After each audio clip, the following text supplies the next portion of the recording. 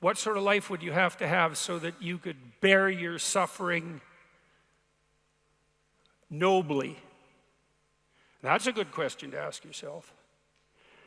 Now, and so we had people just write for 15 minutes. If you could have what you wanted and needed, what might that look like? And there's an instruction there too, is do it badly. Because what the hell do you know? And besides, your vision's going to change as you progress through your life. And so you're not going to get it done perfectly, but that's okay. Get it down. Get a rough first draft down, right? A rough approximation of who you could be if you got your act together. Not who other people think you should be, you know? Although that might enter into it because you don't want to be completely...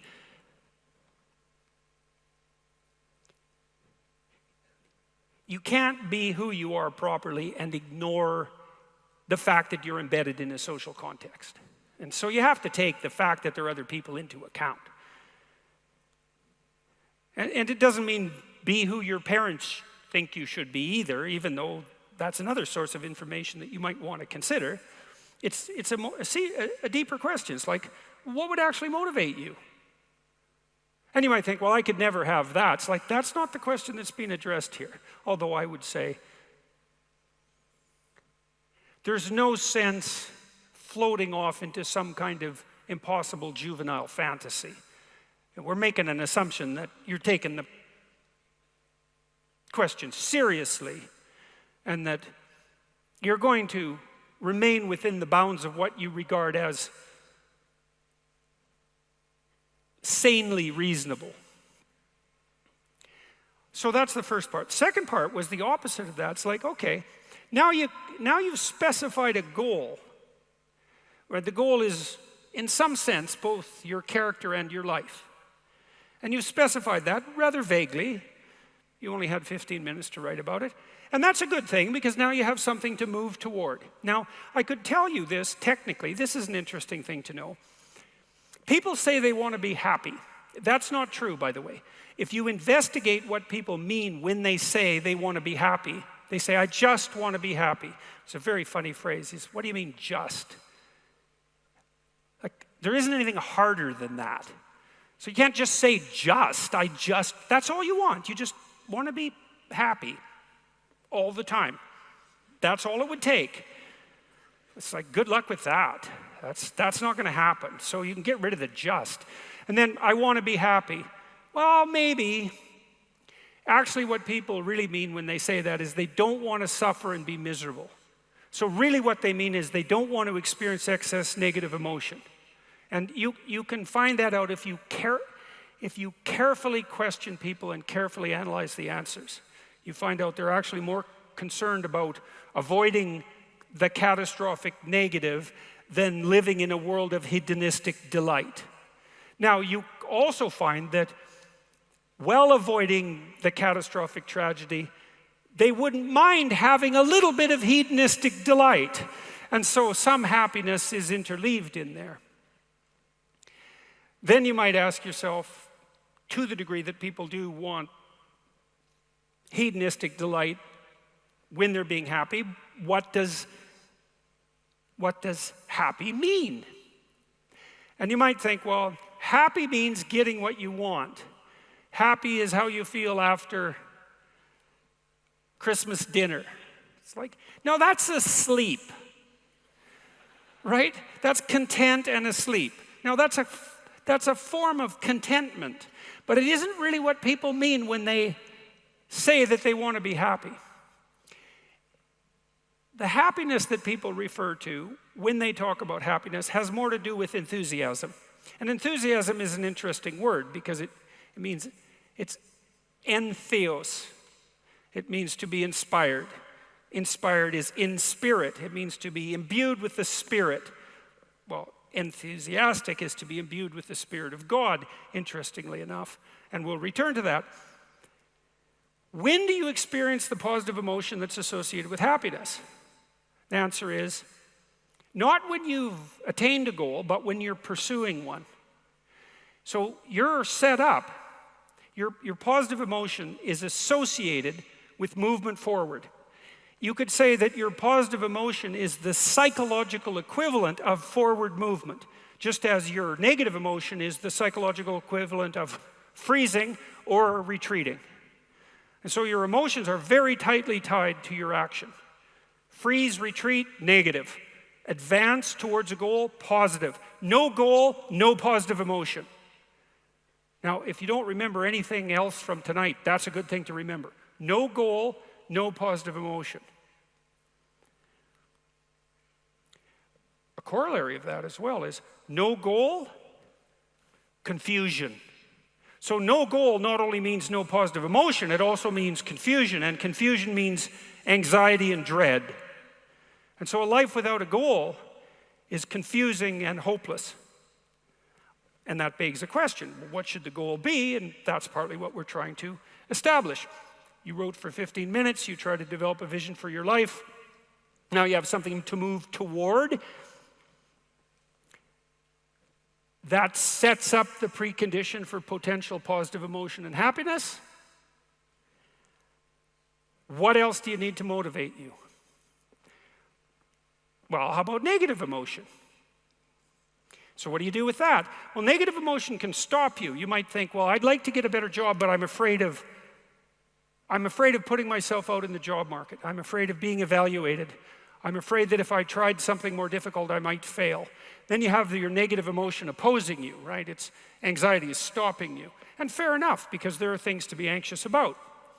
But what if you could get your negative emotion behind you, pushing you instead of stopping you? Sometimes in my clinical practice, I would have clients who hated their job. They're laboring under the thumb of a tyrant.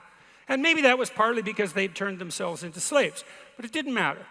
They were laboring under the thumb of a tyrant, and they needed to make a move, laterally or up. They needed to make a move.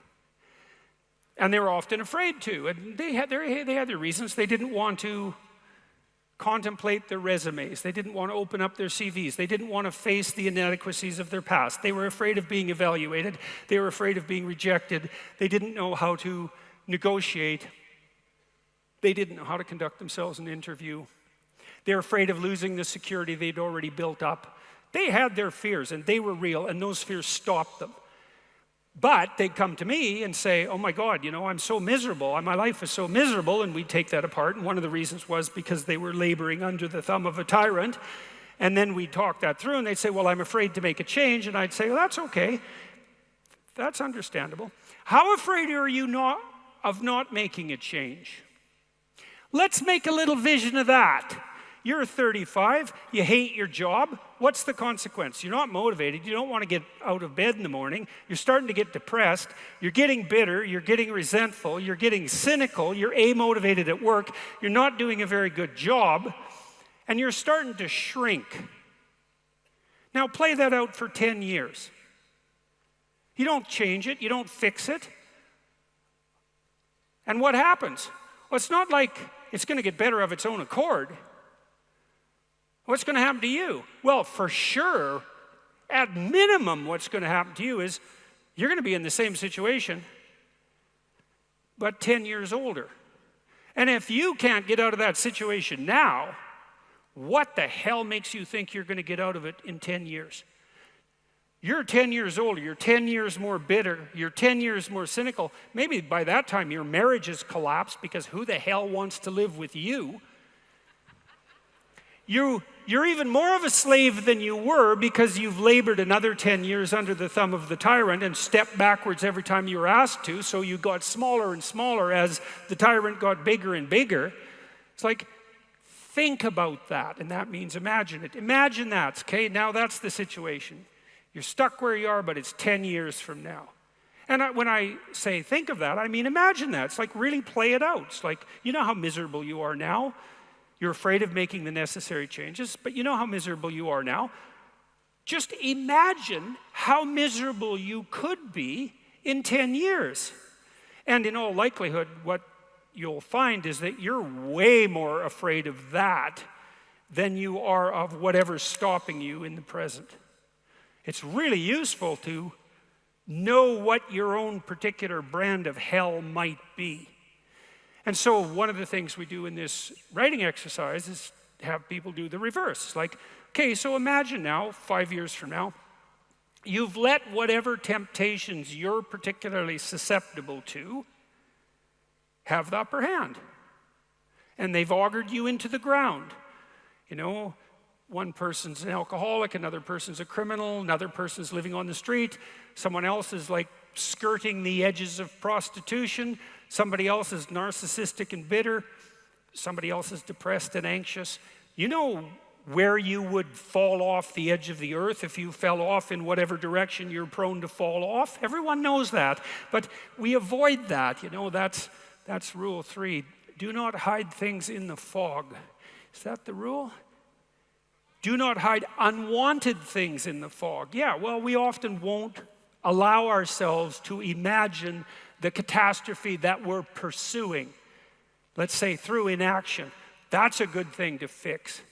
So now you say, well, you think for 15 minutes, that's not very long, about who you could be and what you could have if you could have what you wanted, if you were who you could be.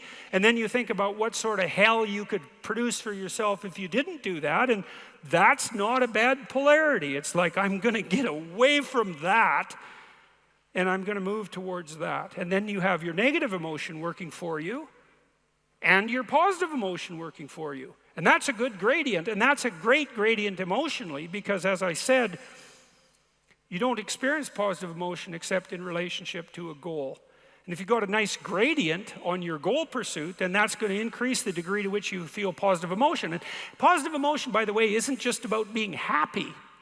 That's the most trivial part of it in some sense. Positive emotion allows you to focus. It's the soul of concentration. It's the essence of enthusiastic motivation. When you say, I really want to do that, that statement is predicated on the existence of positive emotion. It's the fact that the goal beckons to you that makes you say, I want to do that. And you know how much easier it is to do something you want to do than to do something you don't want to do. And that ease is actually a consequence of the activation of the system that governs positive emotion. And you might ask yourself, well, how powerful a system is that? And I would say, well, almost all of the drugs of abuse that people are most prone to abusing are abused because they activate the positive emotion system. So cocaine, methamphetamine, heroin is also a painkiller, but it has a psychomotor stimulant element. That's the technical term for the pharmacological effect of pharmacological agents on the positive emotion system. Psychomotor stimulation. Psychomotor because it's associated with movement forward. And cocaine is such a powerful drug because it makes you feel like you're doing something worthwhile. That's the system it hyperactivates. And so it's a primary system of motivation. It's as old as forward movement itself. It's a cardinal source of meaning. And it only manifests